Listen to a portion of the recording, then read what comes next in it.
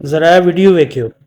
ਕਹਿੰਦੇ ਸੱਚ ਆਖਿਆ ਭਾਂਪੜ ਮੱਚਦਾ ਤੇ ਝੂਠ ਆਖਿਆ ਕੁਛ ਨਹੀਂ ਬਚਦਾ। ਅੱਜ ਇੱਕ ਕੜਵਾ ਸੱਚ ਦੱਸਾਂ, ਰੱਬ ਕੋ ਨਾ ਤੇ ਟੈਲੀਫੋਨ ਆ, ਨਾ ਰੱਬ WhatsApp ਚਲਾਉਂਦਾ, ਨਾ Facebook, ਨਾ Instagram। ਸਵੇਰ ਉੱਠ ਕੇ ਵੱਡੀਆਂ ਵੱਡੀਆਂ ਸਟੋਰੀਆਂ ਪਾਉਣ ਦੇ ਨਾਲ ਜਾਂ ਵੱਡੇ ਵੱਡੇ ਜੁਮਲੇ ਲਿਖ ਕੇ ਸਟੋਰੀਆਂ ਤੇ ਪਾਉਣ ਨਾਲ ਇਹ ਰੱਬ ਰਾਜ਼ੀ ਨਹੀਂ ਹੋ ਜਾਂਦਾ। ਰੱਬ ਬੰਦੇ ਦੀਆਂ ਸਟੋਰੀਆਂ ਨਹੀਂ ਦੇਖਦਾ, ਰੱਬ ਬੰਦੇ ਦਾ ਅੰਦਰ ਦੇਖਦਾ। ਇਸ ਲਈ ਮੈਂ ਕਹਿੰਦਾ ਵੀ ਇਹ ਸਟੋਰੀਆਂ ਚਮਕਾਉਣ ਨਾਲੋਂ ਨਾ ਬੰਦਾ ਆਪਣਾ ਅੰਦਰ ਚਮਕਾ ਲਵੇ ਨਾ ਤੇ ਬਹਿ ਜਾ ਹੋ ਜਾਏਗੀ। ਚਮਕਣ ਨੂੰ ਕੀ ਕਰਨਾ, ਉਹ ਚਮਕਣ ਨੂੰ ਤੇ ਉੱਤੋਂ ਸੱਪ ਵੀ ਬੜਾ ਚਮਕਦਾ ਹੁੰਦਾ ਹੈ, ਲਿਸ਼ਕੇ ਮਾਰਦਾ ਹੁੰਦਾ, ਪਰ ਅੰਦਰੋਂ ਪੂਰਾ ਜ਼ਹਿਰ ਦਾ ਭਰਿਆ ਹੁੰਦਾ। ਇੰਝ ਕਈ ਬੰਦੇ ਆ, ਉਹ ਕਿਸੇ ਦੀ ਸ਼ੈ ਚੰਗੀ ਦੇਖ ਲੈਣਗੇ ਨਾ, ਉੱਤੋਂ ਬੜੇ ਮੀਆਂ ਮਿੱਠੂ ਬਣਦੇ ਜਾਣਗੇ ਤੇ ਅੰਦਰੋਂ ਸੜੀ ਜਾਣਗੇ, ਅੰਦਰੋਂ ਉੱਦਾਂ ਹੀ ਫੂਕ ਹੋਈ ਜਾਣਗੇ।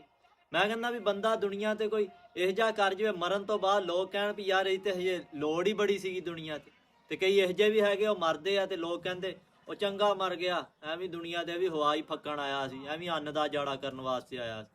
ਵੀ ਇਹ ਦੁਨੀਆ ਤੁਹਾਡੀ ਇੱਜ਼ਤ ਕਿਦੋਂ ਕਰੂਗੀ, ਕਿਦੋਂ ਯਾਦ ਕਰੂਗੀ? ਜੋ ਬੰਦਾ ਹਰ ਕੰਮ ਰੱਬ ਦੀ ਰਜ਼ਾ ਵਾਸਤੇ ਕਰਦਾ, ਫਿਰ ਰੱਬ ਤੋਂ ਦੁਨੀਆ ਨੂੰ ਤੁਹਾਡੀ ਆਸ਼ਿਕ ਬਣਾ ਦਿੰਦਾ, ਦੁਨੀਆ ਤੁਹਾਡੀ ਬਣਾ ਦਿੰਦਾ। ਜੇ ਦੁਨੀਆ ਨੂੰ ਦਿਖਾਉਣ ਵਾਸਤੇ ਕਰੂੰਗੇ ਨਾ ਤਾਂ ਫਿਰ ਦੁਨੀਆ ਕੋਈ ਇੱਜ਼ਤ ਨਹੀਂ ਲੱਭਦੀ ਹੋਈ, ਦੁਨੀਆ ਨਹੀਂ ਇੱਜ਼ਤ ਕਰਦੀ।